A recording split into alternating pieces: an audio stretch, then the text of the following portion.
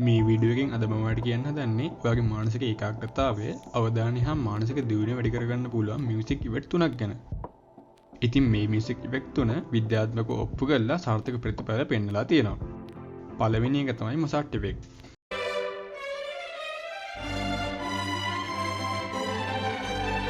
එක්දසමසයනුත් සිදුකරු පරීක්ෂණයකදී සොයාගෙන තියෙනවා මේ මොසාට් සංගීතයට විනාඩි 10ක් සවන් දීම වගේන් IQ තාවකාලික වැඩි වෙනවා කියලා. නමුත් මේ වගේ ස්ථිරම IQ වැඩි වෙනවා කියලා හොයාගෙන නැහැ. ඊළඟ එක තමයි බයිනොරල් බීට්ස්.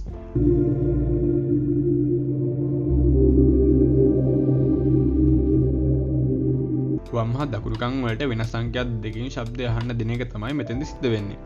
ඉතින් මේ අත්දැකීම ගන්න නම් ඔයාලට ස්ටුඩියෝ හෙඩ්ෆෝන් එක පාවිච්චි කරන්න සිද්ධ වෙනවා.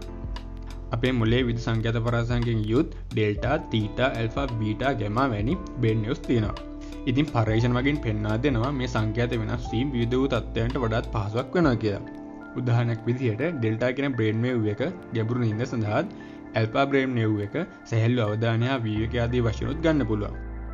ඉතින් ඔයා වම් කරන්ට් හර්ට්ස් 200ක සංඛ්‍යාතයක් හා දකුණු කරන්ට් හර්ට්ස් 210ක සංඛ්‍යාතයක් ලබා දුන්නොත් ඔයාගේ මොලේ ඇල්ෆා බ්‍රේන් වේව්ස් ඇති වෙනවා. එය විවේකයට හා සැහැල්ලු අවධානයට ඉතා වැදගත්.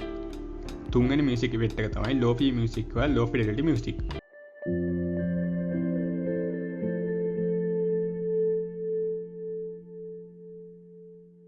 ඉතා මෘදු ශබ්දයක් හා හදි ශබ්ද වෙනස් වීම නැති ලෝෆි මියුසික් ඔයා පාඩම් කරනකොට, පොත් කියවනකොට, කෝඩින් වගේ දේවල් කරනකොට පසුබිමින් ඇහෙන සලස්ව වෙනවා නම් ඔයාගේ අවධානය වැඩි වෙලාවක් ඒ සඳහා යොදවන්න පුළුවන්.